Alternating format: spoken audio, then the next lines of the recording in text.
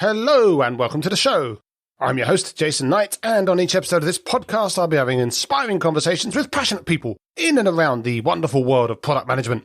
If that sounds like your cup of tea, why not put the kettle on and join me and some of the finest thought leaders and practitioners in the world on onenightinproduct.com, where you can check the back catalogue, sign up to the newsletter, subscribe on your favourite podcast app, or follow the podcast on social media and guarantee you never miss another episode again. On tonight's episode, we speak all about psychological safety, and we get our organisational credit cards out and talk all about paying off our human debt and how quickly we need to make those repayments. We talk about some of the barriers to maintaining a good work culture and what you might do if you find yourself working somewhere tricky. We also consider the eternal difficulties of measuring any of this stuff and how you might prove that any of your efforts to change it are doing anything to change it at all. For all this and much more, please join us on One Night in Product.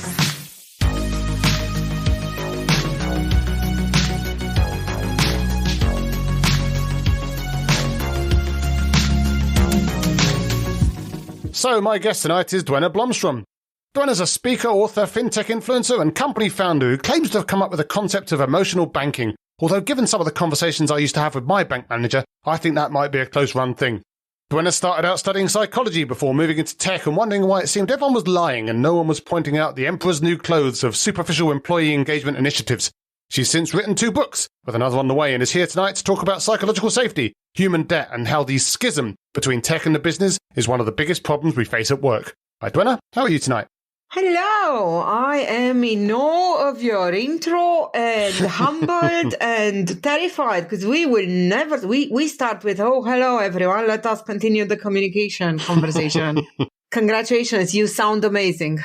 Well, thank you very much. That's the first time I've ever been told that by anyone. But also, I will say, that was one of the tame ones. I could have dug out a lot more background info about you if I wanted to and just come up with some fun facts. But, you know, I thought I'd keep it respectful for a woman of your stature. I take some shade about the stature conversation. I hope that's not luck. There's no way that anything that you could have said or dug out on the internet hasn't been dug out previously. And I am certain more will show up in time. I'm not horribly afraid of anything.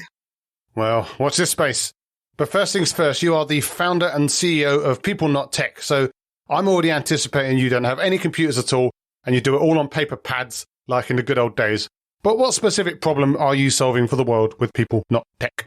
Well, it's the product way of solving the same problem that I'm solving with my speaking, with my writing, with my breathing, with my relationships at work, which is the fact that people in the workplace today, in the knowledge space in particular, in technology in particular, are doing the wrong type of work. They have the wrong type of skills and they are doing the wrong type of work. The work has to change from operational and from technical only to become human, emotional, behavioral, to become cultural work. And that work has to be for everyone. I call it the human work, but you can call it whatever you like. It's the bits we aren't doing today, all the other stuff. And I am passionate about doing that. And the product company, you've mentioned People Not Tech, is an ironic name because what it does is actually gives the people the space to be doing this in the product in a regular fashion that keeps that team doing the human work. That's all it does. And in the process, it tightens psychological safety. It tightens all kinds of behaviors you need to have in a team. But in short, it changes the behavior of the team in a way that makes that team a cultural asset. What I do all day, every day, by talking to you, for instance, is tell people, please, please, please make people's lives at work better by letting them work on themselves.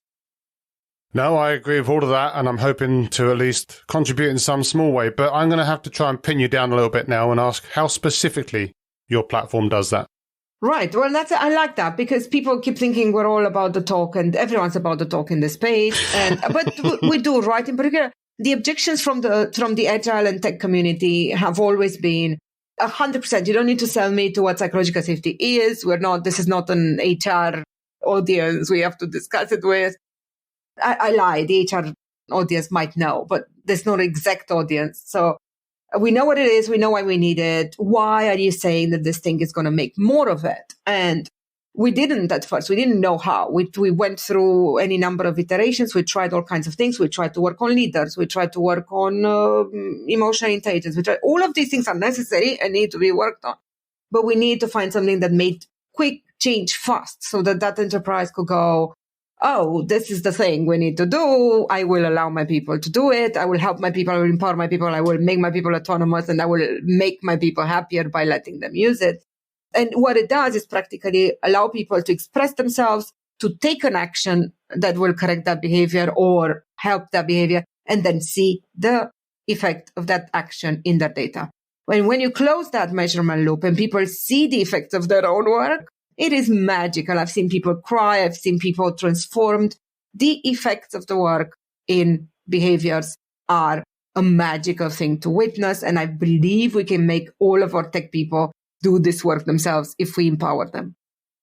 So this is a platform that's used by employees, by managers, by HR teams to effectively, I know it's a dirty word these days, but manage the interactions between the teams and between people within the company, and understand the interactions and the results of those actions and the management that they're doing. Is it something along those lines? I feel like that was a very smart runway, so I appreciate it. No, not at all. This is not for HR at all. This is for the team at the team level, at the bubble level. This has nothing to do with anyone else. No one needs to approve it. No one cares about the systemic approach. Look, I believe in team topologies. All this stuff is valuable. I believe in generative cultures, but all of this stuff is fluffy. It means nothing. Santa Claus is not going to come and puke a generative culture upon your enterprise. And tomorrow morning, you're going to wake up. No, there's an image. So, yeah, it's not going to happen, right? So what we do need to do is smaller things that move the needle. They show the people that if they start doing some of this stuff, it will move the needle. It cannot be that anyone waits for HR, who, let's face it, it's admin only these days, no matter how much we're fighting to keep them out of it. And it cannot be that we're waiting for anyone else to do it. These are things the team can and will do at their own level if we just empower them. So no, nothing to do with HR. No one monitors anyone else. No one needs to know. This is for only the team to know and to act on. Sounds good. Well, maybe we'll come back to HR in a bit, because I know you talk about HR in your book as well. But I also do have to ask, I mean, you're a technology platform then in this case, despite the name of the company, you're using technology to enable all this stuff. But is it purely a technology play, or are you also going in kind of doing consulting work with these companies as well and kind of using that as an add-on and maybe even sort of helping them to use the platform and white gloving them and helping them to understand some of the specifics that they have to do within their context? Or is it purely a technology play? I will be honest and say I have tried really, really hard to make it purely a technology play, and I have failed. I will be very honest. It is just not doable. So one of the asks I had when I realized all these tech companies and all of the companies I love so deeply have human debt. And we can get to the definition of that if you like in a while. But when I realized that fact, I wanted us to make something that is an artifact for change when we are not in the room. That was my only ask. I said to my co-founders, I do not want another consultancy. That the pain and the suffering of going into a room, telling people what's what, them going, no, totally, I get you. And then out the door and everyone forgets. I cannot take that. I want a product or a piece of software or something. Just like Jira, I said to them, taught people process. Not just like Jira, surely. Come on. Not like just like Jira. Not just like Jira. Just like any type of platform. If we're going to be elegant. But let's be honest, right? Communication has staples from Slack and so on. Jira has moved us along in understanding bloody process in technology, like Trello has moved us along in understanding process in non-technology. We needed these things to be the artifact of this is a thing we need, right? And they did their job. Now, we need that same type of platform for the human work. How else are we going to do it? It's not something we know how to do. No one came from school knowing how to do a self-assessment of their emotions or an understanding of why the team is behaving that way. We need to learn and to learn together so that we regenerate. It's our only existent remaining advantage is this, the humanity of it all. Everything else that doesn't require the humanity of it all, we can get through ChatGPT 120. Yeah, fair enough. Well, that's a horrible dystopian future that hopefully we won't reach quite yet, but you've had a career spanning multiple companies. You're well known in fintech circles, kind of where you made your reputation in the first place. You built quite the reputation in that world. Top 10 City AM power influencer, top 3 most influential woman in the city. You've been and done it all. So I'm assuming that there's a statue of you in the city somewhere. But when did you start thinking that there was a problem with not just what we do at work, but how we do the work? And why did you start getting interested specifically in solving that problem? Thank you for that question. I don't know that there's not enough statues, I'll tell you that much. I mean, not yet. And there probably never will be, because one of the things that I've had to I'll tell you something very personal. One of the things I've had to come to terms with over the last maybe year or two is that there's an element of kind of sainthood I have to assume for the things that I believe in. And I have to let go of this extreme sense of injustice I have as an autistic person towards how it is never proportionate with the amount of effort I put into it. Us that have seen the human death will never be able to calmly and easily transit to, I've never seen this and I can carry on through life and change my vocation into being a dentist as of tomorrow. Goodbye. It's never going to happen for me or for others like us. It is what it is. We know what we've seen. We know that we know things that will work and that people don't listen to us. So we cannot walk away from it, right? So I accept that forever I'm going to have to be doing and saying this forever and ever. Now, what I don't want is for people to not even comprehend what you say. There must be some form of a statue in the city. There isn't one. Not only that, but if I am still in fintech circles or in fintech tops, I will always be that cookie one that's on and on about the culture now. Despite the fact that I'm a product person, I have an agile fetish. I love making products. I'm the product owner of my product company. Like, I am just the product person. I'm not this human that has to talk about it and stuff. But I also know that my product, without my vision and my insanity to insist, it's just never going to make it, because anytime that people lay eyes on us, they go, oh, we have a lot more human debt in this enterprise than we ever assumed. No one wants to touch this. They don't want to be open. They don't want to do better. So I can't go away from it. So it's why I've moved away from fintech, because I saw the size of this human debt in other organizations and in other industries. And it was very clear, an issue that was stopping us from getting agile, an issue that was stopping us from delivering on the promise of technology. And an insane issue. It's a really silly issue when you take distance from it. All it would take for the world to be a better place is for the universe to say, right, if you're in the knowledge field, here are the 5 tenets of Google's findings. Make sure every team in every enterprise in the universe has these 5 things in place. And then make sure you have no command and control and just good intentioned servant leaders on top of them. There you go. You know what you'd get? Bloody perfect cultures or not perfect, but as close to humanly perfect as you can get, where people do work together. You don't need to do anything else. Nothing else. You heard me. None of the McKinsey hundreds of things you're paying for. None of them are necessary.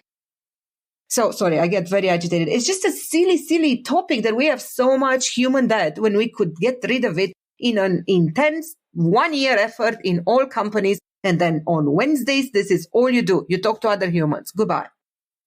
Okay, so let's stick with that for a second and throw all my other questions out of the window for now, because that's an interesting point. If it's that easy, why aren't we doing it? Because we're getting in our own way. Because we have bought into this workplace psychosis of what is the way the things should be. And we are all too blinded by impression management and fear of each other to test any other ways. That's why, I think. Yeah, I mean, you talk about impression management in the book, and I think it did chime with me, because I think I chatted about this with someone a while ago. That normally happens, but this idea that the majority of problems in work, almost because you have these two generally men, but, obviously just people around the organization that are peacocking at each other all the time, trying desperately to look like they know everything, and that they refuse to admit any weakness at all, because they seem to be judged, or they feel that they're going to be judged as being a failure because they didn't have all of the answers, or they didn't bluff their way through the thing, or something like that. So do you think that impression management is at the root of a lot of this idea that people just need to seem powerful? I think it's a little bit more complex than that, if you'll allow me to go back to the definition, because I think it is really important that we know it isn't a behavior that is only reserved to those in power, or a behavior that's rare, or in fact, It's a very human behavior that we engage in several times a day, maybe tens of times a day. And so it's normal human behavior to want to appear in a certain fashion, to manage the impression that others are getting of you, right? So no one is saying that one should not have this happen, right? Some of this management is intrinsic to our identity. It's how we present ourselves to the world. It's who we say we are. That's all right. And part of that is, and obviously you should keep doing that. Part of that is how we present ourselves in a professional fashion, sure. But where it becomes problematic is, first of all, when that professional fashion is completely unquestioned. So when your professional being becomes a brand that you have not reevaluated, hasn't grown with you, doesn't quite represent you because you weren't quite very autonomous or grown up or clear in your opinions when you formed it. And then you carry that with you, and it becomes more and more chipped at by instances when you've been put down, punished, or made to not offer your opinion. And in time, those self-doubts grow, those moments when you don't offer your participation grow, and you end up being this individual who thinks they are a thinking person who is offering their input. They would, if they would be asked, maybe, but they are in the space where anytime they think of opening their mouth and offering their opinion, they are held back by a fear. And this fear has been identified by science to be a fear of looking incompetent, a fear of looking intrusive, a fear of looking like you're asking for too much, or a fear like you're not capable of something, incapable. And so these things are the types of fears that when you get that sort of, I can't say this, they're going to think I'm dumb, or I can't say this, they're going to think I don't know something, or I can't say this, they're going to think I don't know how to program this. That is when you, rob yourself of a moment of connecting with your team and of a moment of offering something which grows your connection to them. And you rob your team of your perspective. So as a collective, you cannot have innovation. You can't have collaboration. You can't have the things you need to have so that you move a product team along without having psychological safety. And the dark side of psychological safety is being psychologically unsafe and feeling this impression management need in these 4 ways, which is why these 4 things, we measure them in the very middle of our product, for instance. It took us years to realize, until people start understanding, oh, I do sometimes bite my tongue because I'm afraid of looking stupid. And they start, it's a very simple CBT technique we employ, which is start noticing when it's happening, and you'll notice it's happening less. Just keep yourself accountable to show up, and you'll notice it's happening. Everyone can do this today. Why aren't they doing it? You tell me, Jason, why not? Because they know what it is. They know how to do it. I would say that one reason that they might not do it, even if they know that they want to do it, is simply because they actually do work for people that would shout them down if they did it, which obviously is the flip side of it. I'm not suggesting that means that they shouldn't try to do it, but we've all worked for bosses that would react really poorly to that. And Absolutely. I guess then there's a question that even if you do notice that you're doing it, and you do notice that you want to do it less, and you do try and start to do it less, and you are then getting shouted down or penalized for doing it, what next in that situation, aside from obviously go and get a job at a better company? I mean, and these terms, right, we've talked about them for the last few years, right? Quiet quitting, active disengagement, the great resignation, all of these things. Ironically, I don't think any of these big moves have been in the technology realm as much as you'd think.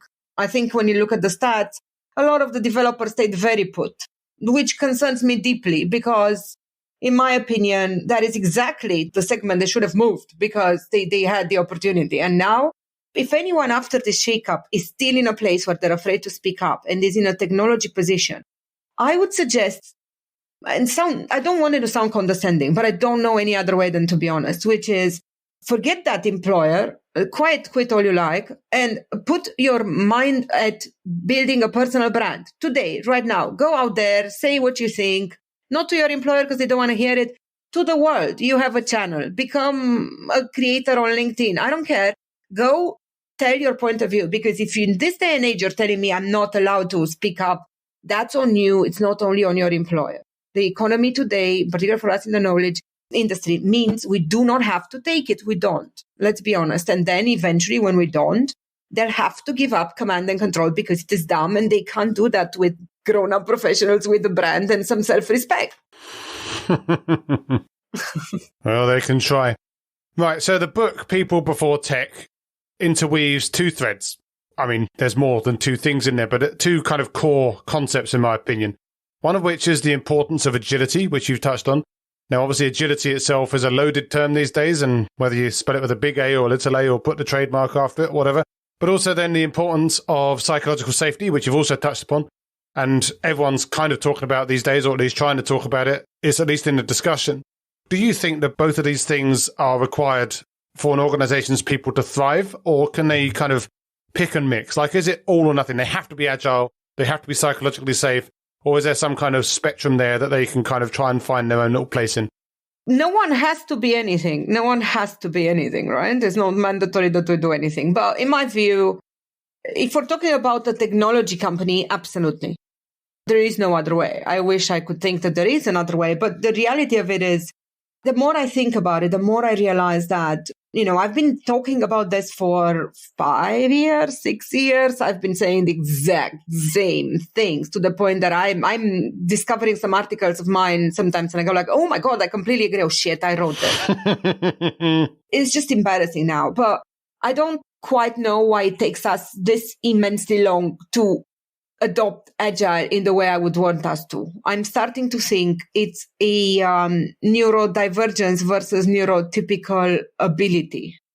But I don't want to go too much into that because I don't have enough data yet and I'm hyper interested in it. But irrespective of what mind it takes, you cannot do agile until it has seeped, whatever, gotten into your soul, until you have it in your DNA, until it is in your every breath. It's not going to happen. You can do the process. You can show up for the stand-ups, be in your head, as long as you don't comprehend why things are being, kind of ticketed or segmented that way, you're not going to get it. And you'll recognize you're doing agile when you think of other things that are not for work happening in your life that you have segmented the same way. I write that same way. We do our management sprints the same way. We wouldn't be able to exist otherwise. Can you even just imagine attempting a linear life again? I can't even, it's scary. Now, we don't have the time for this conversation. Yes, the world is going agile. Yes, we need DQ. And yes, we need to do the human work. And no buts about it. But if you're a company that doesn't need technology and your sequential waterfall process works for you and you can legally whip people into oblivion to do that stuff for you, go right ahead with your bad self. Now, there's another image, but one of the terms that you've coined to describe some of the problems that companies have and people have within companies is this concept of human debt that we've talked about a little bit. We've kind of touched on it so far. So just for the record, how would you describe human debt specifically in terms that might resonate with people who've never really thought about any of this stuff in detail before? Right. Well, to me, human debt is exactly the same thing as tech debt, but for people. So all of the times when we didn't quite do the right thing, all of the times when we didn't quite say everything we wanted to, and there were those meetings where the emperors were naked and we all pretended they had clothes. When we started saying that, D&I is super important to us, but then some dude changed and then some people left and it wasn't trendy anymore, so we kind of dropped it. Every time we said we will care about teams and we'll ask you all the things, and we had some good intentions for a minute, and then we just kind of didn't care what you said anymore because we got busy. All of those times in an organization are creating more and more of this human debt. And it becomes so embedded and so fast. This is what's terrifying me most often these days, is to see startups and scale-ups in this situation.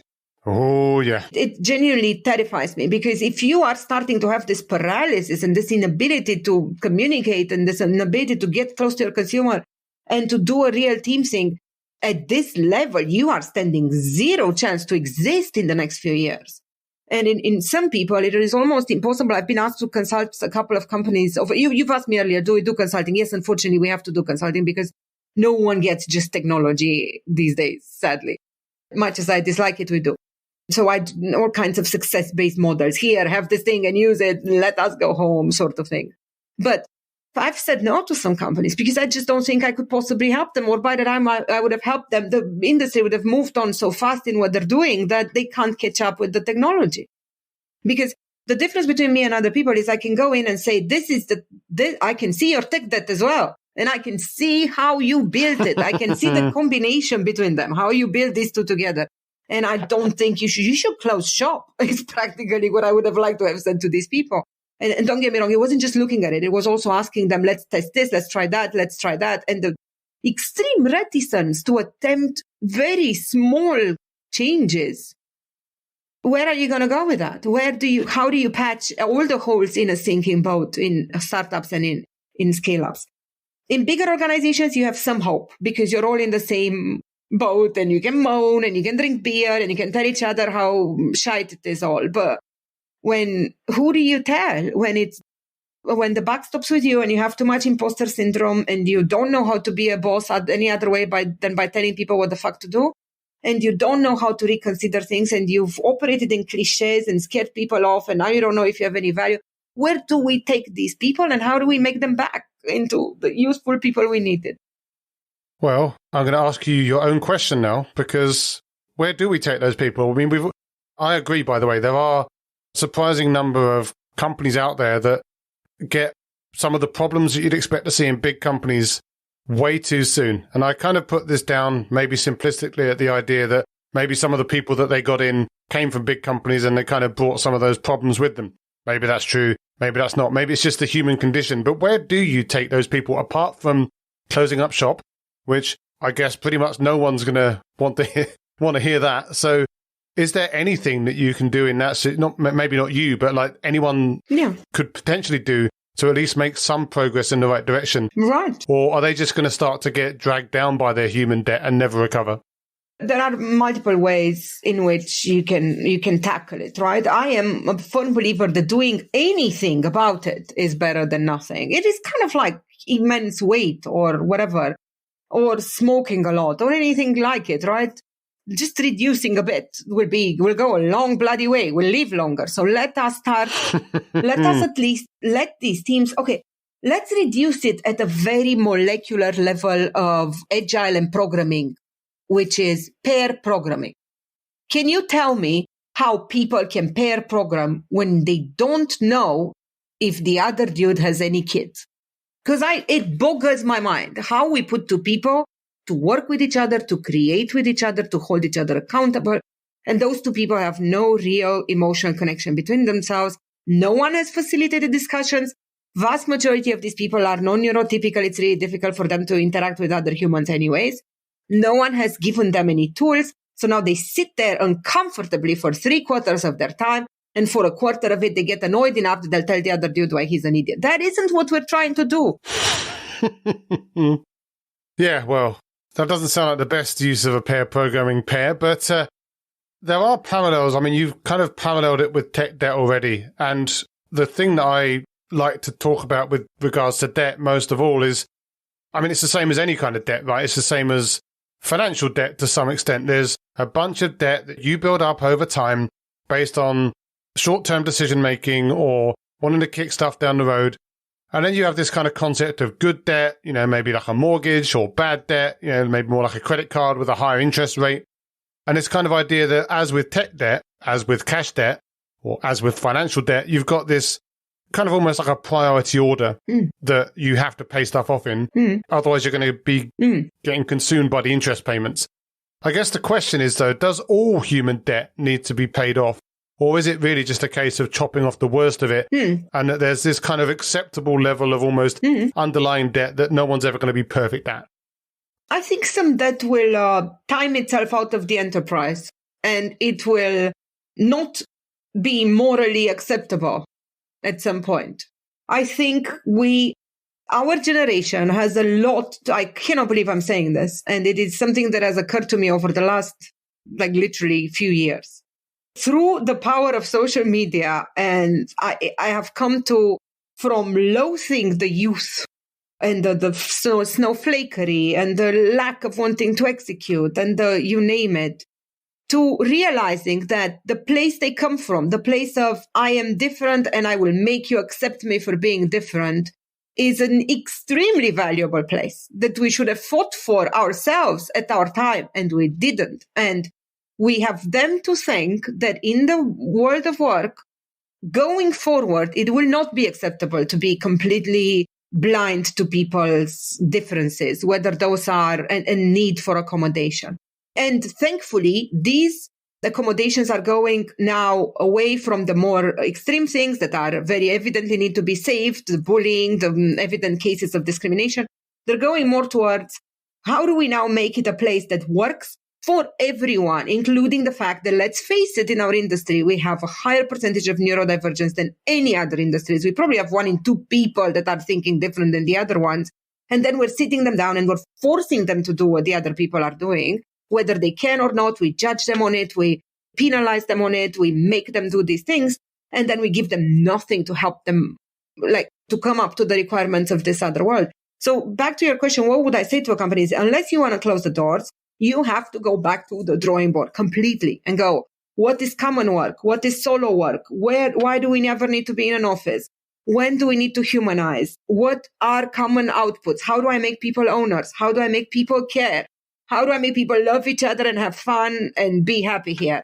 These are the only things you need to function. You figure out. Then you slap an Aristotle principles on top of it. So you make sure that your data shows you, are they still dependable? Are they having psychological safety? Are they having impact? Do they see their impact? Do they feel their purpose?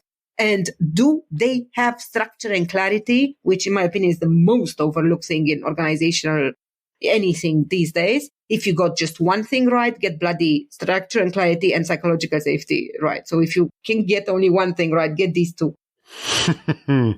But that's interesting because you talked earlier about your platform and the measurement, and you talked just then about measurement as well, this idea that it's important to measure the change that you're having within your organization so that you can kind of be confident that it's happening in the first place.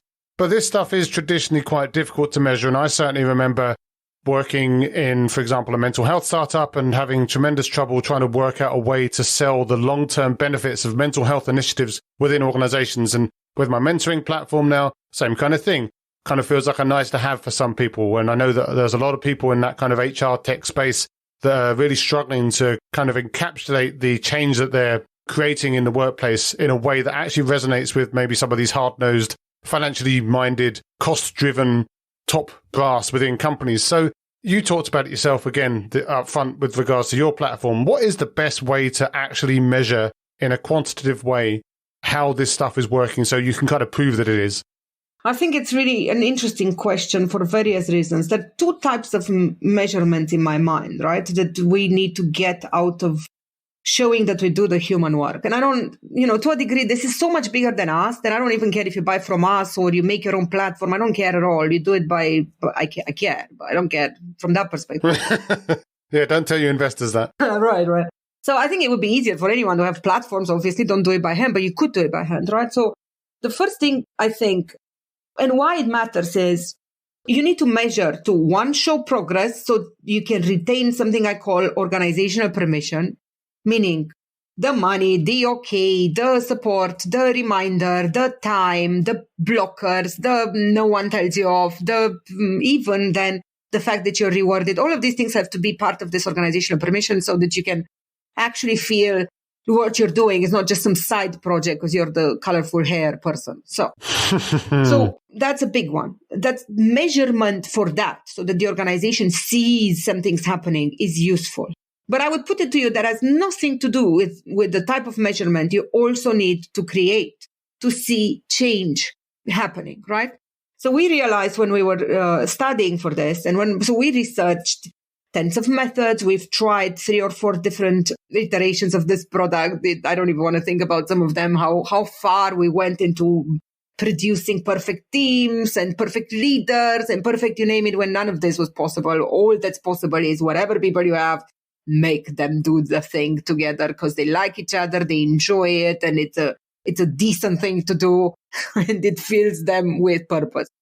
So we went through all of these things. What will make change? What will make change? Why would measurement mean something? And it wasn't until we realized the product and the market dragged us through this realization, which I think to me as a product owner was shocking because I should have worked it out otherwise.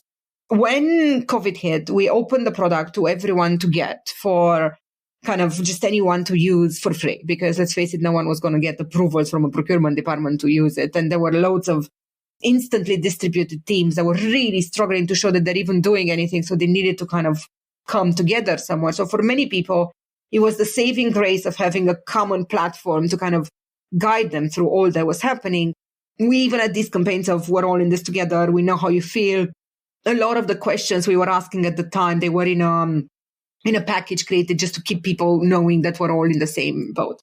And the software at that time was essentially just a dashboard that was opening to the individual. The individual leader was seeing it and the individual contributors were seeing it. They were answering some questions. Then all of them would look at the dashboard and make some decisions for what they want to do as a team. It wasn't bad. Very, very clearly almost what we have today, with the major difference that the market has brought, which is when we finally opened the access to everyone and tens, hundreds of teams flooded in, the first question we got instantly was, wait a minute, so I can see this platform? Yes. And my people can see this platform? Yeah. How? You share the screen. And then you kind of facilitate this conversation and this discovery of what they did and what they showed you. And the immediate question was, well, why can't they see it meanwhile? And when that question was asked, it dawned on us. Of course they can. There is zero reason why this sense of accountability for your own well-being as a team should be only the honest on whatever the Scrum Master or the Agile coach that they were having or the team owner or whatever who was doing it. This has to be everyone's business. So as soon as we opened the view to everyone and everyone saw the dashboard, it changed the behavior in the actual product. And what we found was people were like, oh, now I have ownership. It depends on me. I see this data whenever I like. I can do anything about this whenever I like. People started leading actions. They started answering more questions than ever. They were using it overnight. It was a lovely period where people genuinely sunk their teeth into it. I think there's a thirst in humans to learn about the emotional side of things. I think there's a knowledge we can't continue without these behaviors.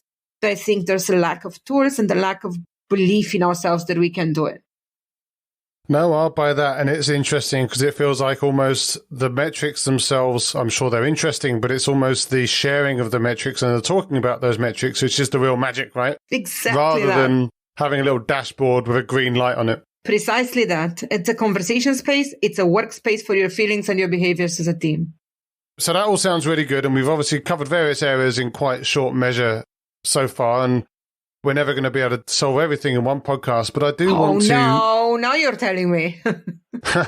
Well, come back for part 2, 3, 4, 5 through 24. But I do want to get super actionable before we go and try and find some inspiration for a team leader or a business leader maybe who's maybe listening to this, or maybe they're already thinking about it a little bit and they're starting to think about how they could start to clear their human credit card as soon as possible, start to pay off that debt, start to get their interest rate down, start to make sure that their repayments aren't crippling them. What is one first concrete step, the first stage that they maybe could try and go through again if they've never done any of this stuff before and they just want to get started with anything to try to make things a little bit better? I think that if they wanted one pivotal action, they could start by having the type of team action that will make a difference. And it's a hard thing to find. But once you find something that genuinely works for your team, the value of it is unmeasurable. I'll give you an example. We have something called in the software called team plays, which are essentially just telling people kind of, this is why you're doing it. This is how to ask 3 questions in a Miro board. This is what do you expect people to do. It's really simple. Anyone can lead it. Now, some of them are very what you'd expect, and some of them are quite controversial. For instance, one of them is called a bitch fest. In a bitch fest, it's a structured way in which people come together and they complete these questions. If I were CEO for a day, or what really gets my goat is, or 3 years ago, we made the wrong move and that was such and such. Or I'm really sick of such and such. Once you get people to tell you what the bloody hell the chip is, and I am going to guarantee they all have chips, then you have a clearer atmosphere, you have an ability to move forward, and it's a different story. It might not work with all teams. If they're newly formed, they don't need that. What they need instead is a humor hackathon. So they know exactly how irreverent some are and how uptight others are. Maybe they don't need that. Maybe they need a team equals family thing because they don't know how old their kids are. I don't know what your team needs, but you need to find out what it is and to give it to them if you're a team leader of any kind tomorrow. That sounds good. And obviously, again, really speaks to the power of discussion and trying to work it out between you rather than just dictating something from the top. Well, hopefully a few people will be inspired to start paying their repayments a little bit quicker. But where can people find you after this if they want to find out about any of your old books, get updated on the new one, or tap you up for any banking advice? I don't know if I have as much banking advice as I used to have anymore. In fact, every time I do a financial technology futures thing, I just go like, well, there won't be a future because they don't understand the cultural problem. But so I bet they love that. Yeah, I'm sure they do. But where I can be found is kind of these days a bit of everywhere. DuenaBlomstrom.com will have most of this, but there's a podcast called The Secret Society for Human Work Advocates that is inviting all of us from technology, DevOps, or HR to just be like, get a fake address, tell us the real of what is the holdup? Why can't we do the human work? We're not making a buck on this at all. We just need to figure out what the deal is. What are the blockers? Let's remove blockers together. Then there's a podcast called People and Tech, which is with my dear technologist, newly suffering husband, Dave Ballantyne, who is a VP of Tech. And People and Tech is just going to be a conversation between us about what is wrong with him. Why can't he get agile as fast as I do? No, I'm joking. It's not quite about that. He explains to me why life has to go a certain way, and I tell him why we should move faster. And so we do that live. And then obviously there's a book coming out in October called Tech-Led Culture. I believe culture will help us change technology and technology will help us change culture. It's amazing really at this point. And yeah, there's newsletters on LinkedIn. There's newsletters on my website and there's YouTube channels and TikToks they can find me on. Well, people better get started from the sounds of it. Otherwise, they're not going to have any time to catch up with it all before they retire. But I'll make sure to link all that into the show notes anyway, obviously. And hopefully you get a few people heading in your direction, picking up a book or signing up to your newsletter. Well, that would be very useful. And I want to make sure that I extend this invitation live so you can't refuse it. So we're going to need to have you on our podcast as well. We have a 10 minutes pop in once every edition. So 10 minutes maybe you can give us. I would be happy to give you as many minutes as you need. I've got a great microphone and the headphones and a light and everything, so I'm sure that you're not afraid to use them. Great. Not afraid. Well, I'm afraid to use them, but I kind of grit my teeth and get through it. Well, that's been a fantastic chat. So obviously super grateful you could spare the time to talk about some interesting, important topics and help us all clear down our own little bit of debt. Obviously, we'll stay in touch, as we've just said. But as for now, thanks for taking the time. Thank you so much. As always, thanks for listening. I hope you found the episode inspiring and insightful. If you did, again, I can only encourage you to pop over to onenightinproduct.com, check out some of my other fantastic guests, sign up to the mailing list or subscribe on your favourite podcast app and make sure you share with your friends so you and they can never miss another episode again. I'll be back soon with another inspiring guest, but as for now, thanks and good night.